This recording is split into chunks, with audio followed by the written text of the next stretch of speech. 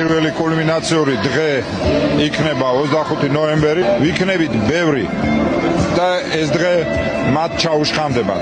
და პირველივე დღეს ვერ შედგება პარლამენტი და შეიქმნება ლეგიტიმაციის კრიზისი. დღეს მე-11 მოწვევის პარლამენტის პირველი სხდომა გაიმართა. საკანონმდებლო ორგანო მუშაობას უკვე ოფიციალურად შეუდგა. ამ წუთებში კომიტეტების სხდომები მიმდინარეობს, სადაც დებულებებს შეიმუშავებენ.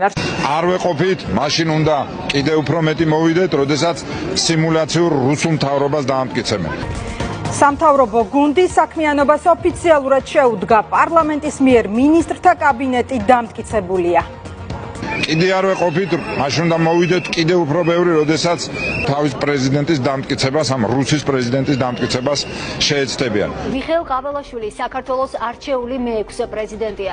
ისტორიაში პირველად ქვეყნის პრეზიდენტი ამერიკული მოდელით საარჩევნო კოლეგიამ აირჩია.